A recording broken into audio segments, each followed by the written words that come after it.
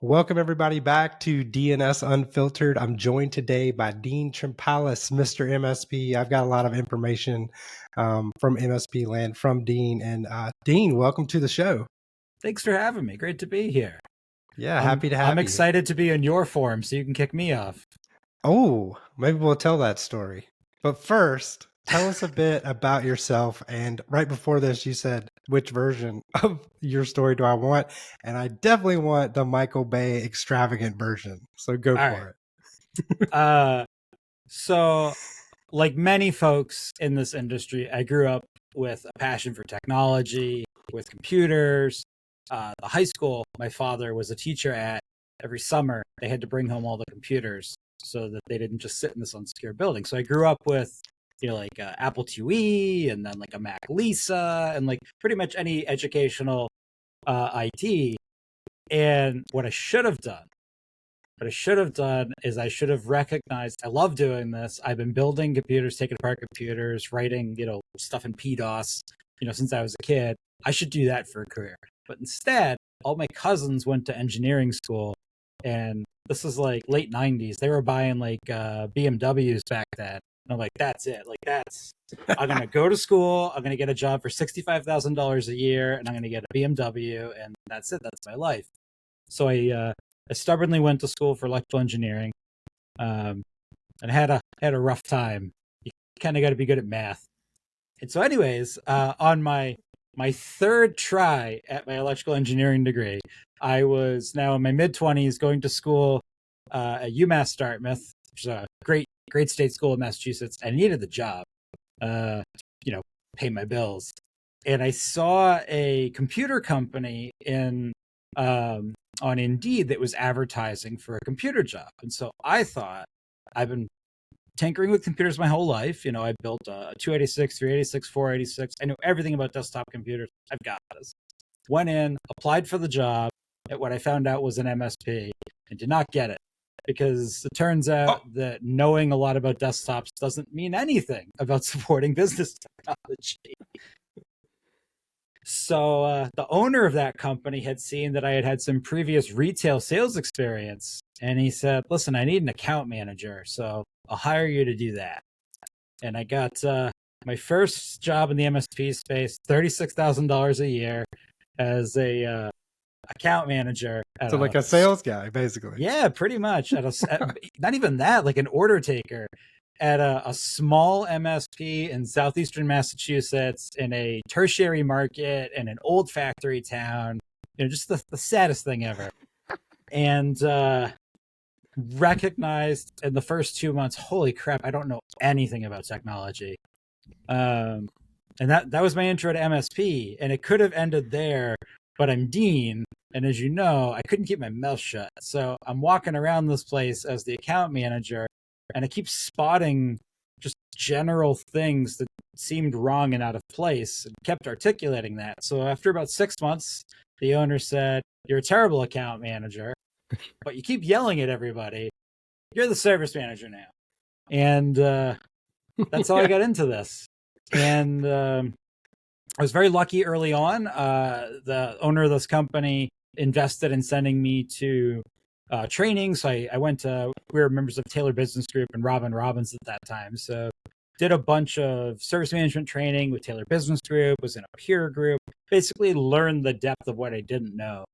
And that kind of started us on a course of realization that like, wow, our MSP doesn't have to suck nearly as much as it sucks. Like we could actually be pretty decent. And so we took that MSP that was about 700K ARR at that time.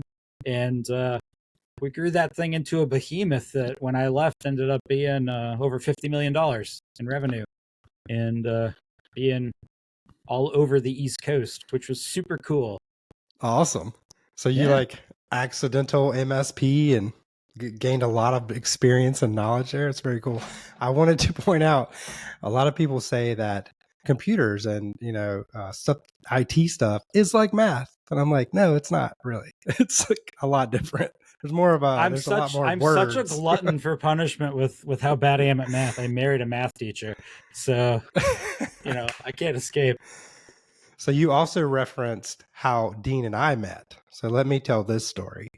So I was about 2 years ago, probably. An event was coming up. Anyway, I had been asked by DNSFilter to become the MSP Evangelist.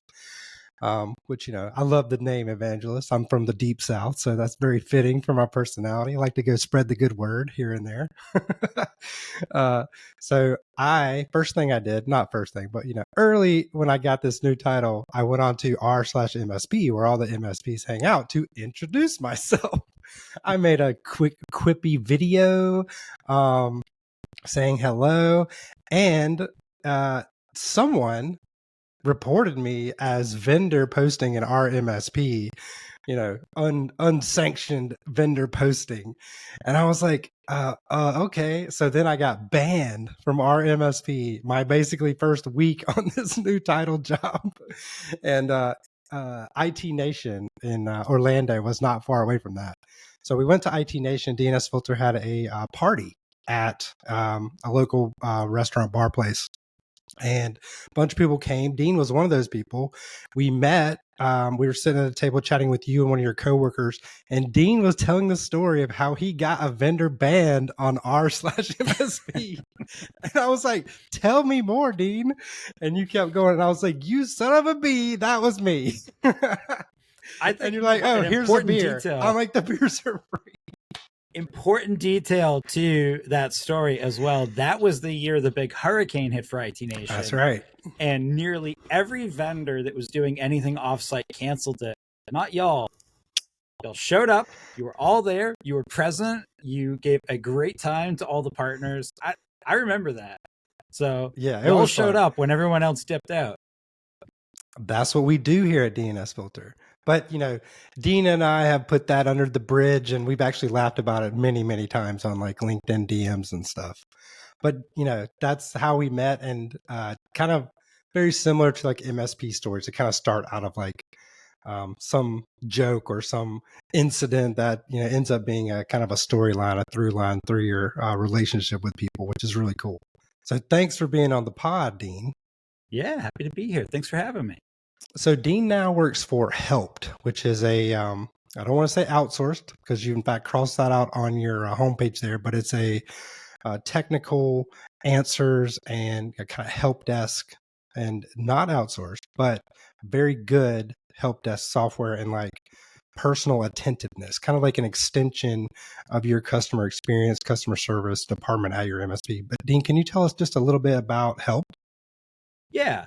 So I have a good segue. So that Reddit story, the reason why you got reported is not that you were a vendor talking about your product. It's that the rules of that community said there was a certain way you had to do that.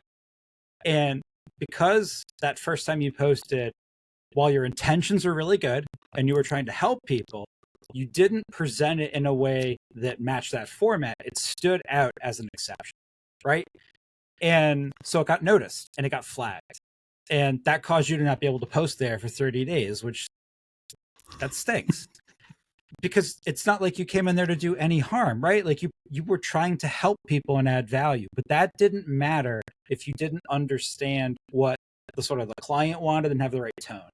So I use that as a segue because we crossed off we are outsourced, but we crossed off outsourcing because so many outsourcing vendors, they basically farm it out to the cheapest labor pool available that has the requisite skill set to get the job done. So many of the outsourcing providers in our space, the people that are doing the work, they're great. They know how to do the work. They're good techs, and those companies have great intentions. But they haven't connected the dots that that's not what your clients actually want to hear on the other side of the phone. They want somebody that speaks their language the way they speak it. And I don't mean literally the language, like it's just the cadence, the nuances, the style.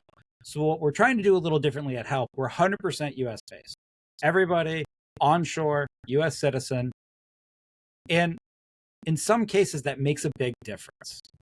Some companies that use us have, like DoD contracts. They need to meet a certification. So this is great because they need US citizens working on their materials. But a lot of our other clients just they come from small towns. They come from, you know, those secondary and tertiary markets, and they need that help. They need outsourcing, but they need an outsourcing partner that understands their clients well enough that their clients don't feel like they're being outsourced. And it's that nuanced difference that it's not about language. And a lot of people, when we have this conversation, like, oh, it's the accent, or nothing to do with that. I think most folks in any country now, we're pretty globalized. Like, it's not the accent, it's the way that you approach that customer experience. And our team is trained to treat the MSP's customers like they are our customers directly. And you can tell that slightly nuanced difference, just like back to that Reddit post, we could all tell this was your first day on Reddit. And like, you notice that you don't have that problem anymore, because you learn the cadence, you learn the language, you learn the culture of that subreddit. And so now your posts do not stand out at all in a negative way. They just come forward as being helpful and useful. And so you figure a lot of outsourcing providers just don't want to go on that journey to learn that. So we're filling that void. Yeah, great. And I was, that made me think of a lot of times when I hear you speak on social media or whatever, you know, your Spicy Monday or Friendship Friday, you're talking, you mentioned a lot about how the MSP business has kind of become commoditized. And one way to stand out is exceptional customer service. And it sounds like Helpt is trying to, you know, help solve that issue. Service first is really important. The challenge that a lot of service providers have, and it's not just an MSP problem, it's a lot of service providers, they think the act of delivering the service itself is the product. And I love the analogy. If you think of like a really basic service, imagine a lawn cutting service. A lot of MSPs think that telling you, Mikey, I cut 1,000 blades of grass today, that's the value add, that's what you're like, oh, that's amazing, thank you, and you did it with a smile. But I don't care about that. You don't care about how many blades of grass they cut, or what brand of mower they use to cut it, or what kind of fertilizer they use. You just care that when they leave, that you have a nicely manicured lawn that looks good. Like, that's what you care about. And if that end result is delivered in a customer first way, with a smile, with a great experience, you love that. But not the blades of grass themselves. And it's so funny because we see so many MSPs, and I know you come up across this too with all the MSPs you run into. They say they're white glove, they talk about the client experience, but they don't actually deliver a client experience. They just focus that all around tickets and how well they've gone and solved the problem. Basically, how well they've gone and cut the blade of grass. And like, yes, your techs, when they pick up the phone, they're friendly. They're supposed to be friendly. Your techs, when they pick up the phone, ask the user what's wrong, and then promptly address it. That's their job. That's cutting blades of grass. They're supposed to do that. Like, you don't get to pat yourself on the back for that. That's not white glove. That's why you're here. The end product, the business outcome for your client, that's the experience.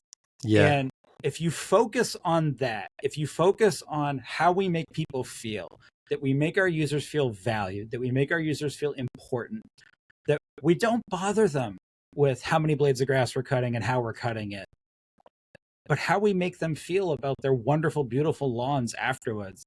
People like that. People will pay for that. People will tell their friends about that. That's how you grow a business. Yeah, a lot of the MSPs that I see get hung up on the technology stack or like this, you know, amazing automation they built. And I agree with what I think you're saying is that that's just table stakes. Like that should be there regardless. The gap and the differentiator is when you present that to the client and they don't even see that stuff that you're so proud of. They just feel the outcome, they feel that they're being well taken care of, special in a way. So a really good example of this, funny enough, I promise I was not paid to shill this. Come on, let's get a Dean metaphor out there. Let's go. Well, let's talk about DNS actually. So way back when at our MSP I was telling you about before, when we were much smaller, when crypto stuff was first starting to hit everything, we picked up DNS filtering, OpenDNS, That way, here, nobody thinks I'm just like shilling for DNSFilter. So we picked up OpenDNS. We added that to our whole stack. We added the roaming client. Pretty much did the full DNS rollout the way you would, like, 2015. And had a huge impact from a security standpoint to all our clients, because right away, like any bad request going out of the network was basically stopped. And so from an MSP standpoint, we're awesome. Like, we think of all of the headaches we just prevented were amazing. I think our clients said that. A lot of our clients get really frustrated because, yeah, it is true. We prevented a lot of crypto. We prevented a lot of, malware rotations from being dropped from bad ad servers. All these other security layers we didn't know how to protect from or couldn't. We're all just stopped because of DNS. So, like, yes, objectively, we did a great job, but we didn't think about what's the actual business outcome for our clients. Oh, it's a bunch of websites they can't visit anymore. And we didn't actually bother to go through with every client ahead of time and determine what the impact would be to their business, do a discovery, plan this rollout out, and present this tool in a way. It's our job to keep them secure. So of course we did that. And when we came back to the clients that were aggravated that maybe they couldn't visit a restaurant because that restaurant site had been compromised and OpenDNS was very correctly blocking them, it was doing its job. We're like, well, hey, we're protecting you. And thinking that the clients are going to be like, that's amazing. Thank you so much. Thanks. Yay, You are the best MSP. And like most of our order clients, a pizza? yeah, exactly. Our clients, like, I don't care. That's your job. Go do it. Like, I want to be able to, we're doing a company event. I need to order a pizza. The website won't work. And it's that way of thinking about your technology and tools. That's where a lot of those service providers fail. And they think, I've made posts about this where I talk about, a lot of them will talk about, we've had a best-in-class tool, or we've implemented a best-in-class process, or Gartner quadrant ranked solution. Perhaps I've implemented DNSFilter because it's the best DNS solution. I dumped OpenDNS. That's great. But if you don't implement those products with respect to the end user experience and what that's going to look like and how you can curate that and make those users feel like you actually care about what they do and what their outcomes are, none of that goodwill will really get you anywhere. And in fact, it might actually be the opposite. You may be looked at negatively. If I bring it back to the grass cutting example, I have a dog. So if I have a lawn care service come and they cut my whole lawn and they treat it with the best chemical that will ensure that a month from now my lawn is perfect. My neighbor across the street has an amazing lawn. We're in a lawn war. I'm losing. And so they do all of this, and the lawn care guy is like, I am literally the best lawn care guy ever. This lawn is going to be immaculate. Dean will beat Chris next week in the lawn care off because of how good his lawn looks. And he tells me as he's leaving, oh, by the way, no one can go on the lawn for 3 days. Well, that's a problem. I have a dog. So you just put poison on my lawn that'll make my dog sick. And if I ignore that warning and bring my dog out anyways, my dog will ruin that hard work. So the net result is not to my benefit. And that's what happens at a lot of MSPs. MSPs will go and do something that is objectively best practice with no thought for how does this impact my actual end client's ability to recognize their priorities. And so that's all lost. It's all the goodwill is lost. And you end up having a client that's like, the guy knew I had a dog. Like, what a jerk. Why would he put poison on me? He didn't even ask me. He knows I have a dog. There's dog stuff everywhere. Isn't that obvious? He's been taking care of my lawn for years. He's seen my dog. And in your mind, you now feel like this provider doesn't care about you, doesn't have your best interests in place. And suddenly you're at risk of churn, even though they objectively did the right thing. And did it well. Yeah. Because I can see you sitting out on the lawn in the morning, sipping a cup of coffee with your PJ still on, and just give a little wink and a nod to the neighbor. Be like, he's got a really nice lawn. I gotta pee. I definitely have some lawn FOMO. He's got all the gadgets and all the tools, and it's perfect. It's so good. Does he cut it in lines, like on a baseball field? He does patterns. He's got the zero turn. He's got the thing he can drive behind that'll aerate it.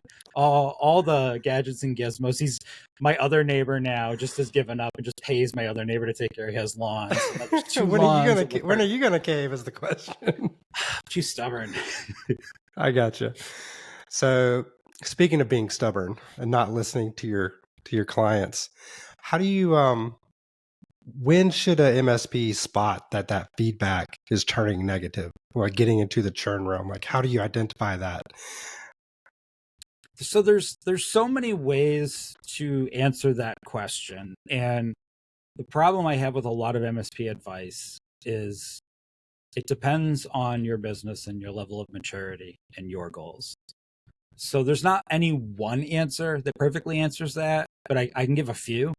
So from more of a tactical level, so more from like that service operations standpoint, a really important thing to look for. So if you figure you're a team lead or a service manager at an MSP, maybe you don't have anything to do with any account management in any tangible way. You don't really have a lot of insight into what's going on over there. You probably are doing some sort of CSAT.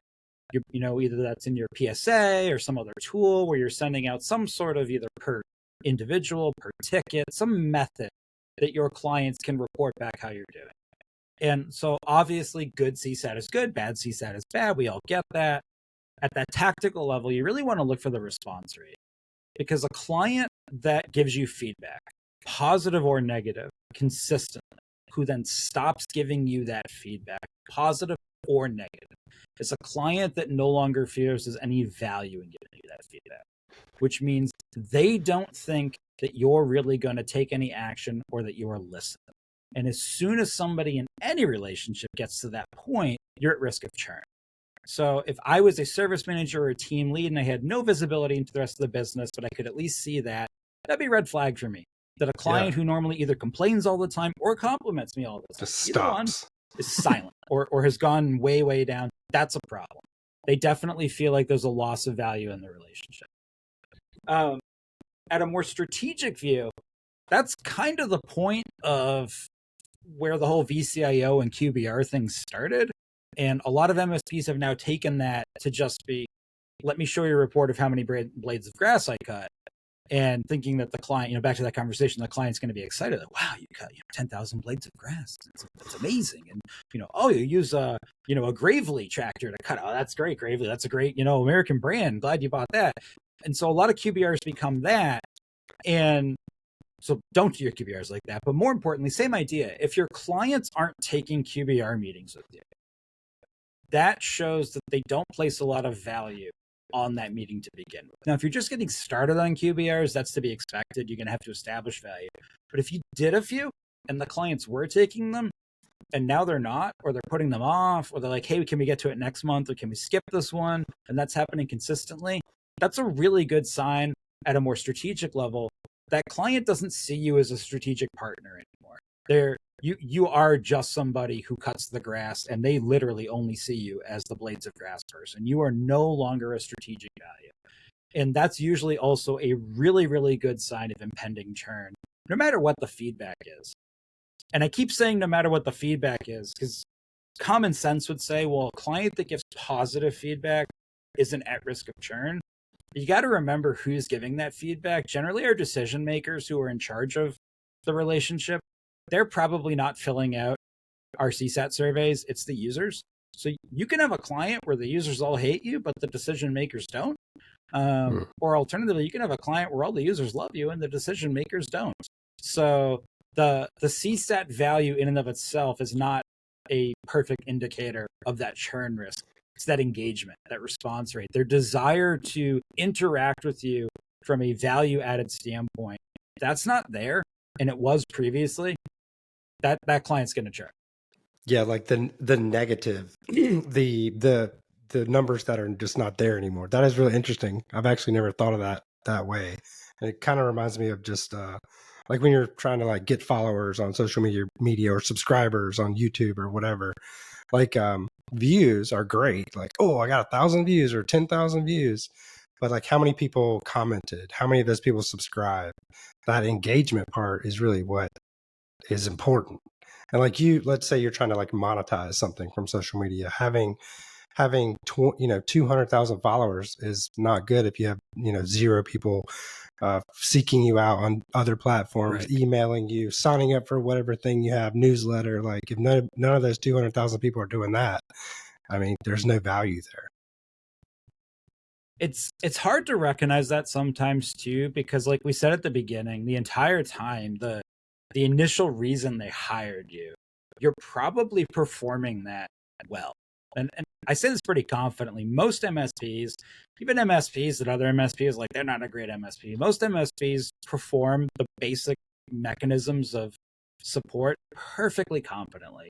Like they really do. At this point, like there's very few MSPs I've ever run across where the aggregate support they're providing, I'm like, wow, like that's criminally atrocious. Like, because most people get into this because they're good at computers and they want to help people.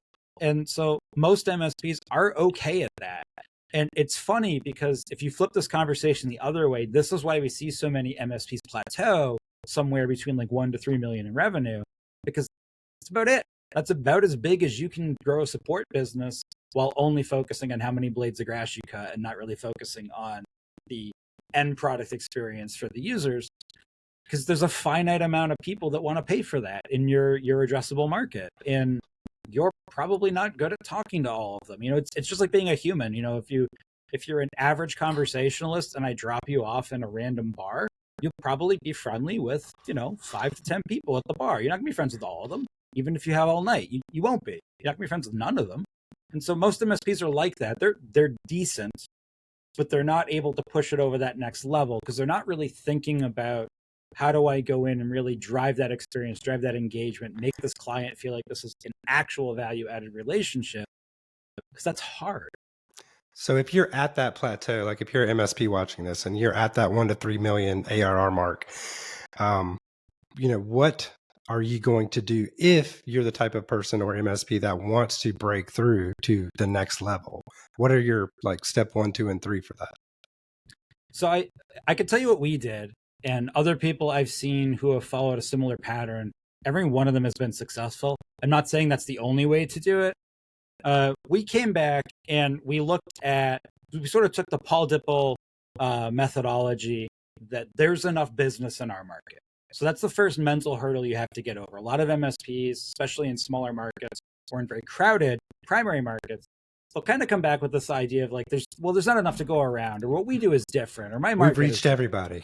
Yeah, so you kind of have to get mentally over that. Your market isn't different. In that sense, you're not different, and your competitors aren't different. Like, none of that actually matters as much as anyone thinks it does. Once you get over that and you recognize there is enough business here, I'm just not speaking to them properly. Most MSPs should have a light bulb moment that, oh, I'm not speaking to them, I'm not speaking to all of them properly. I don't know how to speak to every business in my market. And you have that moment where you recognize, you know what, I'm probably never going to be able to have one pitch that addresses every business in my market. Because, this is a relationship. People are different. Like we just said, you're not going to make friends with everyone at the bar. You have that light bulb moment where you recognize that, hey, I can't be everything to everybody, but I can be exceptional to some people. And I can get really, really, really good at finding those some people in my market and getting 100% of them under my umbrella, right? And so we typically call that verticalization, and it sounds easy. And it is. It is literally that easy. Like you go back and like, what are a couple of styles of business that we've just really enjoyed supporting? So it's not just the ICP or the TCP argument of like, what's the goal I'm trying to market to or my ideal client. It's my team like what type of business, what dynamics, what leadership style, what way of spending money, what line of business, what tools, what software, what requirements, needs, SLAs, urgencies, pain points. What's my team like? And you go and you compare that against, an ICP for your market. And suddenly you realize, and in our case, we're like, we really, really like supporting veterinary clinics. They like technology. There's only 3 lines of business software. It's reasonably maintained. The doctors don't have big egos. They generally have a sense of urgency, but not the same way human doctors do. And almost everybody at our company is a pet owner. So we all can internalize what it's like being their client. And we had that moment. And we're like, let's just start marketing directly to that. So let's try and get every veterinary clinic that's within, a 1 hour radius. That was our service radius, a 1 hour radius. Let's try and learn all their line of business software. Let's get cozy with all of their, imaging and hardware manufacturers. Let's just learn this whole thing. Let's learn how their VoIP systems work. Let's learn how their patient management system works. So now any other MSP that comes in to bid against us, they not only have to prove they can do the basics just as well as we can, which they can, they have to prove they know more than us about this particular line of business, which is very hard to do. It sounds simple because it is simple, but to get to that point, you have to kind of mentally, as an owner, get over some fears, because it's the scarcity fear. If I'm only going to focus, I couldn't grow already with every business, and now I'm going to narrow it down to 1 or 2 businesses. Well, this is never going to work. Right. You kind of have to get over that. The marketing you use doesn't matter. There's lots of great. So if you use, marketing process A, marketing process B, whatever, just use something. The stack you use, just pick something. The ticketing system you use, pick something. None of that really matters too much once you've realized that, like, this is exactly the kind of person I want to have a relationship with, and my team likes having a relationship with. We make these people happy. And that's that awesome. Scales really quickly. So is that how did you guys identify a market like that, and that's why you expanded, because you were trying to find more of those ideal candidates? So interestingly enough, what happened, we discovered our verticals by accident. So I had a unique challenge. Actually, it's not unique. I just said my market's not different. I thought I had a unique challenge. So where we were located is about an hour to go to Boston or an hour to go to Providence. So a challenge that I have is I couldn't retain high-level talent, because as soon as somebody got to that level 2.5, they could just, if they were willing to pick up an hour drive, they get a $20,000 pay raise. There's just no way for me to compete against that. So, like, what can I do with kids out of high school and medium level techs that eventually will graduate out of the organization? I'm never going to be able to keep like that level 3 CCNA certified, level person. How can I do stuff with that? And that caused us to really kind of take a step back and look at all the tools and products that we were using. Like, I need to find the sort of lowest common denominator version of each of these products that a relatively entry-level person can execute our best experience on with little training. So we went through it that way. And when I was done, I was like, I've kind of built this engine, and now it needs to consume something simple. It has to be simple. They can't have level 3 problems. What's a type of client we like supporting that doesn't have those problems? And there were 2 things that popped up for us in southeastern Massachusetts: the veterinary clinics, and then at that time, cannabis tech was growing like crazy. And so there's all these grow facilities being built, and they needed a lot of project work done to build out like large networks. They have all these like PLCs and like operational technology to monitor everything. But it's simple. It's all a flat network. Like, they don't need a fancy, I don't need a level 3 guy to do that. So we started focusing on those 2 things because they were just things we could execute well.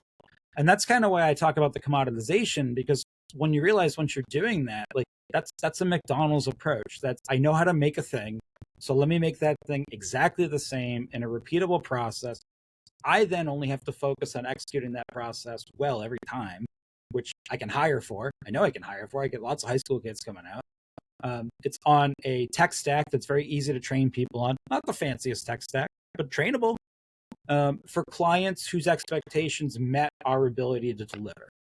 And that's all very, like, kind of not sexy when you think of it that way. But the thing is, like, that gets momentum and it gets moving. And suddenly, before you realize it, you have too many clients for one location, and you're opening up satellite locations. And suddenly, before you realize it, you're buying up some of your local competitors. Just remember, most MSPs are doing an acceptable job at the actual MSPing. They're just not managing the relationships well. So now I've got a process. I've got a McDonald's approach to MSPing with a very aligned way we do things, type of person we hire, type of client we go into. Very easy to come by your MSP, because then I just say to you, here's my playbook. I know your team's good. I know you know how to do tickets. So here's my playbook. Take your great team and your tickets, run my playbook here. Here's the type of people we're going to serve. Gets this momentum. So we did that for a while till we hit our ceiling of complexity. And then somebody came in and acquired us, because we had gotten to a point where we were just that attractive, from making acquisitions, that somebody else like, hey, like, your company's very organized. Your books don't have any nonsense. Your chart of accounts doesn't look like a heartbeat. Like, this is great. Like, We got a great valuation. They bought us, and suddenly now we have all these resources behind us. Hey, let's take this model and let's just expand. Expand. So I wrote down some notes there. Step 1, change your mindset, change your mind. Your market is not saturated. Step 2, identify your ideal clients or the ones you like serving. Step 3, specialize and customize your tooling and your personnel around a playbook. And step 4, change your messaging to attract those ideal clients. So that's really cool. So you basically built like a machine, and there's no reason you couldn't replicate that machine into like a different industry or vertical. Like, so you were talking about veterinary clinics, like, oh, but we also have a couple of lawyers on our client list, and we really like them for whatever reason. They have a slightly different need set, but we can also build that as another machine. So now you've got like a McDonald's and a Burger King just shooting for the fences. Exactly. But that's what the company who acquired you is doing. They're like, hey, we need the McDonald's of veterinary clinics, and here they are. Should we buy them or try to replicate them or whatever? So what's interesting about that, one of the larger companies we merged with, at my original MSP, we were just never able to get it to work with nonprofits. We just couldn't figure it out. It like, even though you really wanted to help them, you just it never worked. And this larger MSP we merged with later on, they had a lot of extensive experience in how to navigate that area, but they didn't really have our playbook.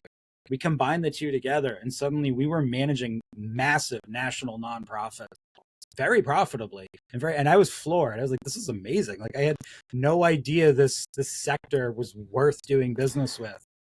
And that's how easy it can then become. We needed that person who knew that space. That's important. Yeah. But they were able to take that playbook and be like, cool, I get your operational playbook. I know these people and how they talk. Let's put them together. Bam. God, and you could just repeat that forever. Because the biggest asset in your MSP was that playbook. And just knowing that you could swap out pieces here and there and make it suitable for a different pipeline workflow. But it's remembering too, it's that college football level playbook, not NFL. It's not basing it around individual superstars of technology or people. It's sort of just, I can't afford those. I don't get to have those things. How can I arrive at the same outcome with regular things? And that's not always going to be the result. You are eventually going to have, like, so we had standardized on all Sophos, because Sophos just has, you buy everything from them, the hardware, the software, it all just works, and you don't need to be an expert, and you can hire their SOC, and their SOC's like, hey, everything's Sophos. That's great.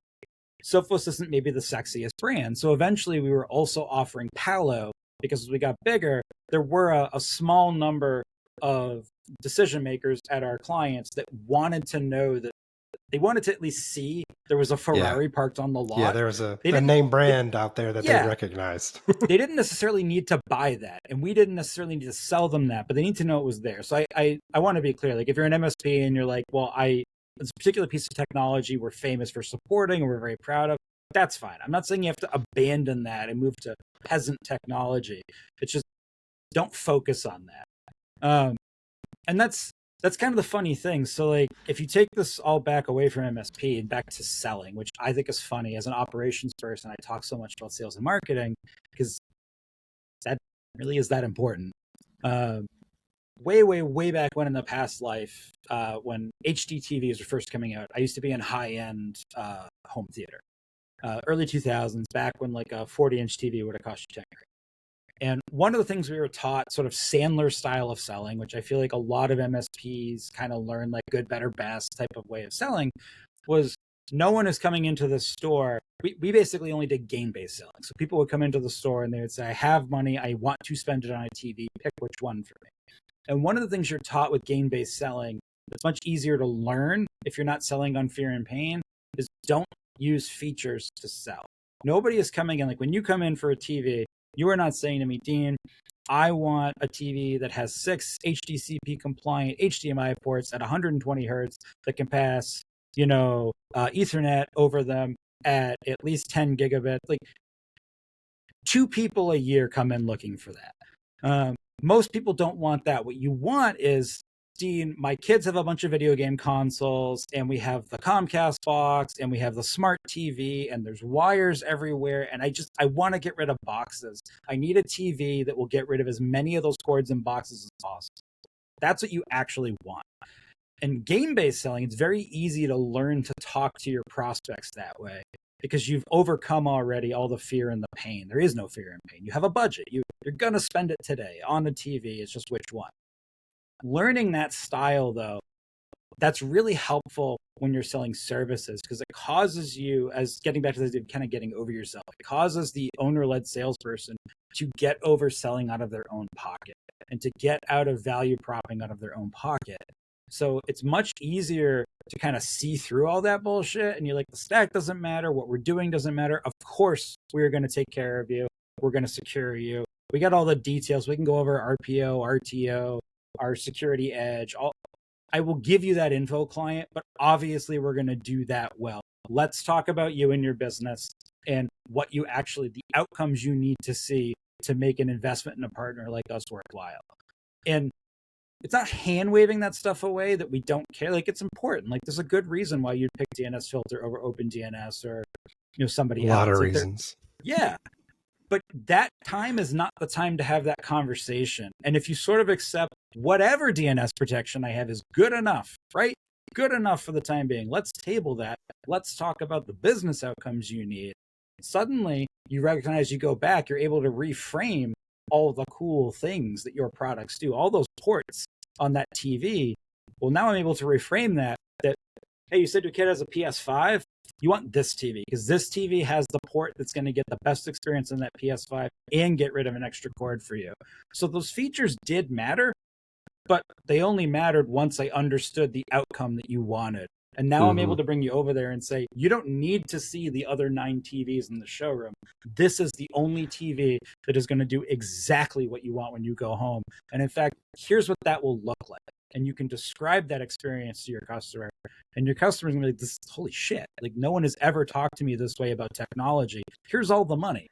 And it sounds like to them, like, oh, wow, all the features of this TV are exactly what I need. Whereas you just left out 8 features because they didn't matter to that particular client. And it then helps refine the entire service delivery around that outcome.